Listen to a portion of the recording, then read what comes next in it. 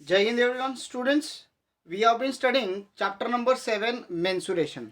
इसमें हमने देखा कि 3D शेप्स का वॉल्यूम कैसे निकाला जाएगा, उसका सरफेस एरिया कैसे निकाला जाए, उसका लैटरल सरफेस एरिया, उसका कर्व सरफेस एरिया कैसे निकाला जाता है। All these things we have studied by using formula. We can easily get their surface area, their curve surface area, their lateral surface area, their volume. All these things we have studied in 3D। Now what is in 2D। अब 2D में क्या सीखना है, देखिए mensuration इसलिए नाम दिया गया क्योंकि अगर आपने नाइन्थ में इसका पिछला पार्ट अगर देखा है तो उसमें नाम है सरफेस एरिया एंड वॉल्यूम।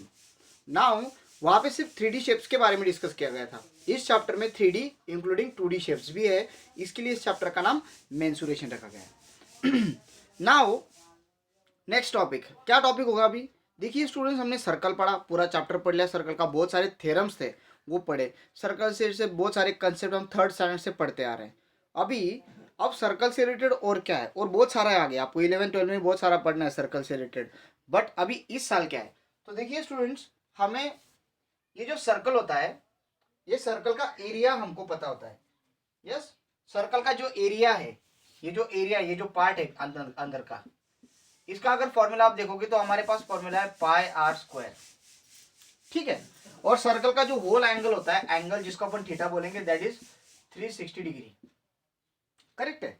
अगर मैं सर्कल का किसी पर्टिकुलर एरिया के बारे में बात करूं, the area is enclose in 2 radius, ये 2 रेडियस है इनके अंदर, और इस आर्क के अंदर आने वाला जो एरिया है, ये एरिया के बारे में अगर बात करूं, तो ये जो एरिया है, ये एरिया को अगर मुझे डिफाइन करना है कि ये एरिया कितना है, तो एरिया डिफाइन करने के लिए मुझे ये जो एंगल है, ये एंगल बहुत इंपॉर्टेंट है, which I will call it theta.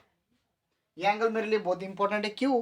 क्योंकि यही एंगल मुझे डिफाइन करता है कि मैंने सर्कल का 1/4 पार्ट लिया है, हाफ पार्ट लिया है, 3/4 पार्ट लिया है, कितना पार्ट लिया, ये एंगल मुझे बताएगा। कैसे समझ लेते हैं कि अगर ये 90 डिग्री है तो मुझे समझ में आ जाएगा सर्कल पूरा 360 होता है, तो 90/360 अगर करूंगा तो सर्कल का कितना पार्ट आ रहा है, 1/4 पार्ट आ रहा है। ओके, ये कट करके इसको डिवाइड करके रेशियो रिड्यूस करके 1/4 आएगा। अगर मैं सर्कल है और उसका इतना ले रहा हूं पार्ट 180 डिग्री, मीन्स ये पूरा ले रहा हूं, यस, तो ये क्या हो गया, हाफ। आपको तो दिख ही रहा है आप, बट कितना डिग्री एंगल है, 180 डिग्री अपॉन 360, कितना आया सर्कल का, हाफ आ रहा है। तो आपको यहां से आइडिया आती होंगी कि यहाँ पे अगर एरिया देखा जाए तो एरिया भी हाफ है, और एंगल का रेशो अगर देखा जाए वो भी हाफ है। इट मीन्स जो एंगल्स चेंजेस होते जाएंगे उसी रेशो में, उसी इक्वल रेशो में एरिया भी चेंजेस होते जाता है। इट मीन्स अगर मैं बात करूं कि angle of sector upon angle of circle is equals to area of sector is equals to area of circle. It means ratio of area of sector to the circle, जिसका जो ratio आएगा वही same ratio angle of sector to the angle of circle आएगा।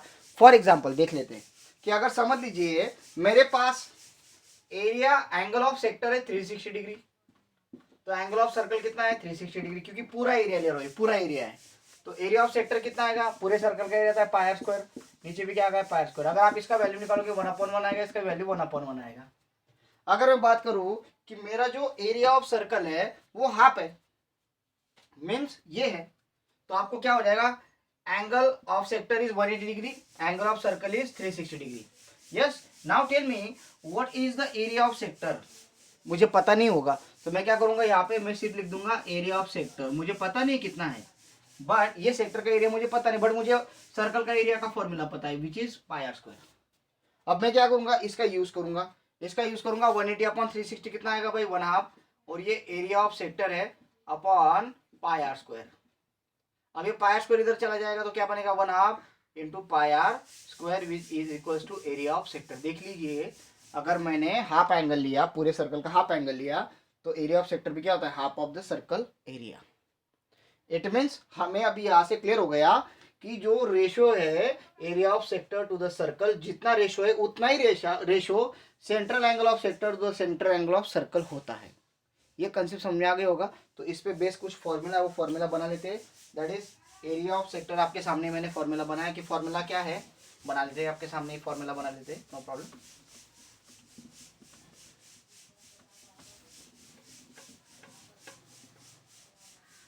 Means angle के हिसाब से ratio changes होते जाएंगे एरिया की भी, ये हमें समझ में आती है यहाँ पे बात। यस, नाउ लेट अस सी कि क्या कर सकते हैं। देखिए स्टूडेंट्स, आपने देखा कि area of sector upon area of circle is equals to angle of sector upon angle of circle. यहाँ पे ऑफ वर्ड रहेगा। यस, अभी एरिया ऑफ सेक्टर मुझे पता नहीं, तो उसका ही फॉर्मूला हमें निकालना है। एरिया ऑफ सर्कल का फॉर्मूला 7 स्टैंडर्ड के बच्चों को भी पता है, पाई आर स्क्वायर है। और एंगल ऑफ सेक्टर हमें दिया रहेगा विच इज थीटा, और ये एंगल ऑफ सर्कल कितना रहता है 360 डिग्री। अब हमें क्या निकालना है, एरिया ऑफ सेक्टर। तो area of sector is equal to क्या आ जाएगा, theta upon 360 degree, 360 degree multiply by ये पाई आर स्क्वायर इधर आ जाएगा, pi are square. This is the formula of area of sector. और सेक्टर का मैंने आपको डेफिनेशन बताया। सेक्टर क्या होता है, the area enclose in two radii and the arc, it is called as area of, it is called as area of sector, correct. And this is the sector, ये sector है आपका। Okay students, so this is what the formula, derive कैसे और derivation आपको explain कर दिया। अभी इसमें एक बात आती है कि ये जो आर्क है इसकी लेंथ के बारे में बात करेंगे। देखिए स्टूडेंट्स, अगर मैं पूरा सर्कल निकालता हूं तो पूरा सर्कल मुझे कवर करने के लिए यहां से लेके यहां तक कितने डिग्री का एंगल घूमना पड़ेगा, 360 डिग्री का एंगल घूमना पड़ेगा। तो मुझे ये पूरा सरकमफेरेंस मिलता है। सरकमफेरेंस कितना मिलेगा सर्कल का, पूरा सरकमफेरेंस कितना होता है 2 पाई आर। अगर मेरा थीटा कितना है 360 डिग्री है तो सरकमफेरेंस कितना होता है 2 पाई आर। ठीक है, आ रही बात समझ में। अगर मैं एंगल हाफ लू, मीन्स इतना ही सरकमफेरेंस लू सिर्फ, तो इसका क्या फॉर्मूला होगा, half of circumference that is 2 pi R. ये 2 गेट कैंसिल, कितना आएगा पाई आर ही आएगा सिर्फ। ये पूरा एरिया 2 पाई आर है, तो इतना एरिया कितना आएगा पाई आर हाफ ही आएगा ना, 2 पाई आर का हाफ पाई आर, इतना एरिया पाई आर है। इतना एंगल कितना होगा बेटा 180 डिग्री। अगर आप देखोगे तो अगर मैं एंगल हाफ करता हूं तो इसका लेंथ भी हाफ हो जाता है। अगर एंगल में 1/4 करूंगा तो इसका लेंथ भी 1/4 हो गया। एंगल अगर मैं 1/6 करूंगा तो लेंथ भी कितना हो गया 1/6 हो जाता है। इट मीन्स हमें अभी यहाँ पे एक बात समझ में आई है, जैसे एरिया के बारे में समझ में आई थी कि मेजर ऑफ आर्क हमें पता होता है। मेजर ऑफ आर्क किसमें होता है, डिग्री में होता है, सेंट्रल एंगल पे डिपेंड होता है। यहाँ पे मेजर ऑफ आर्क की बात चल रही है, लेंथ ऑफ आर्क की बात चल रही है। लेंथ ऑफ आर्क के बारे में बात कर रहे हैं हम। Length of arc, length mean centimetre में आएगा, मीटर में नहीं। देखिए ये जो होता है, ये आर्क है मेरा ए एक्स बी, आपको ये आर्क दिख रहा होगा शायद से। ये आर्क का measure of arc A X B, तो ये कहाँ से आएगा, सेंट्रल एंगल से आता है। कहाँ से आएगा सेंट्रल एंगल से, उसको क्या कहा जाएगा, थीटा कहा जाएगा। ये जो थीटा है डिग्री में होता है, वो मेजर ऑफ आर्क डिग्री में होता है। अब हम बात करें length of arc. So length of arc A X B के बारे में अगर बात करेंगे तो वो सेंटीमीटर में हो सकता है, मीटर में हो सकता है, मिलीमीटर में हो सकता है, डिपेंड है। बट उसका जो डायमेंशन है वो लेंथ होगा, एल होगा। ठीक है, तो अभी इसको निकालना है तो कैसे निकालेंगे थोड़ा सा समझ लेते हैं फिर। तो यहाँ पे स्टूडेंट्स हमने देखा कि लेंथ ऑफ आर्क जो होता है, लेंथ ऑफ आर्क अगर आपको निकालना है तो वो सरकमफेरेंस के रेशियो के साथ अगर मैं मैच करूं, सरकमफेरेंस, तो ये एंगल ऑफ आर्क या फिर मेजर ऑफ आर्क आप उसको बोल सकते हो, और एंगल ऑफ सर्कल इसके रेशियो के बराबर होता है। देखिए angle of arc upon angle of circle का जितना रेशियो आएगा उतना ही ratio length of arc upon circumference के बराबर आएगा। अब जो जो वैल्यूज हम डाल देंगे। सो लेंथ ऑफ आर्क मुझे पता ही नहीं, keep as it is, upon circumference का क्या फॉर्मूला है 2 pi R. Angle of arc क्या है, थीटा है, और एंगल ऑफ सर्कल 360 डिग्री है। अब मुझे क्या निकालना है, लेंथ ऑफ आर्क। ये क्या आ जाएगा 60 थीटा अपॉन 360 मल्टीप्लाई बाय ये 2 पाई डिवाइड को उधर जाएगा तो मल्टीप्लाई को 2 पाई आर। तो ये बन गया आपका फॉर्मूला। ठीक है, इजी है, यस इट्स वेरी इजी। तो हमें ये दो फॉर्मूले यूज करने, आपको थीटा दिया रहेगा, बाकी दो फॉर्मूला रेडी है आपके पास। आपको यहाँ पे भी थीटा दिया, मेजर ऑफ आर्क दिया होगा। ये जो थीटा है ना, ये क्या है, ये मेजर ऑफ आर्क है, याद रखिए। मैंने सीखा ना मेजर ऑफ आर्क क्या होता है, सेंट्रल एंगल होता है एक्चुअली। मेजर ऑफ आर्क और लेंथ ऑफ आर्क का डिफरेंस मैंने आपको समझ दिया। जो आर्क होता है इसका सेंट्रल एंगल थीटा, जिसको अपन क्या बोलेंगे, मेजर ऑफ आर्क। यस, और सेंट्रल एंगल भी उसको कहा जाता है। ठीक है, सेंट्रल एंगल जितना होता है उतना उस आर्क का मेजरमेंट होता है। देखते हैं एग्जांपल इस पे फिर। Okay student, question number 1 given है, रेडियस ऑफ सर्कल दिया है आपको 10 सेंटीमीटर, मेजर ऑफ आर्क मैंने पहले ही बताया। देखिए ये जो होता है ना, ये सेंट्रल एंगल जिसको अपन बोलेंगे थीटा, थीटा इसको बहुत सारे नाम है, सेंट्रल एंगल नाम है, इसको मेजर ऑफ आर्क नाम है। ठीक है, तो ये आपको कंफ्यूज कर देता है, मेजर ऑफ आर्क क्या है भाई। तो ये मेजर ऑफ आर्क क्या होगा, आपका थीटा ही होगा, तो इसको थीटा लिखना है, उसमें कंफ्यूजन कुछ नहीं है। ठीक है, ये थीटा आपको हेल्प करेगा लेंथ ऑफ आर्क निकालने के लिए और एरिया ऑफ सेक्टर निकालने के लिए, दोनों चीजों के लिए ये थीटा आपको हेल्प कर देगा। ठीक है, सेम होता है। अब क्या पूछा है, find the area of sector associated with the arc. अब ये जो आर्क है, जिसका मेजरमेंट है 54 डिग्री, इसका जो ये सेक्टर है, सेक्टर निकालिए। ठीक है, तो निकालेंगे ना, हमारे पास है ना फॉर्मूला, पाई की वैल्यू भी दी गई है। पाई की वैल्यू कितनी है, pi is equal to 3.14। Now we have, हमारे पास एक फॉर्मूला है, कौन सा फॉर्मूला है, area of sector is equal to theta upon 360 degree multiply by pi r square, whatever the value we are having, just put it 54 degree upon 360 degree, degree की sign देना भूलना नहीं, मल्टीप्लाई बाय, और ये भी आपको reduce करके और डिग्री डिग्री भी कट हो जाएगा, क्योंकि रेशियो लेते समय जो मेजरमेंट होता है, जो यूनिट होता है, वो डिलीट हो जाता है। सेम यूनिट है ना, पाई कितना है 3.14 लेना है, क्योंकि यहाँ पे 7 कोई मल्टीप्लाई को नहीं है, इसलिए 10 मल्टीप्लाई बाय 10। अब ये 54 अपॉन 360 है, तो ये 6 के डबल में आने वाला नंबर है, ये 6 9 जा और ये 6 6 जा, 9/60 मल्टीप्लाई बाय 3.14 इंटू 10 इंटू 10 कितना हो गया, 100 हो गया। अब ये 9 है, नीचे 60 है, ये किसके टेबल में आएंगे, 3 के टेबल में। चलो 3 3 जा करते ना, 3 3 जा 3 2 जा, मल्टीप्लाई बाय ये कितना 340, ये 0.2 है अंदर, 2 डेसिमल नंबर है, मल्टीप्लाई बाय 100 है, तो कितना बन जाएगा डायली 314 बन जाएगा, विदाउट पॉइंट 314।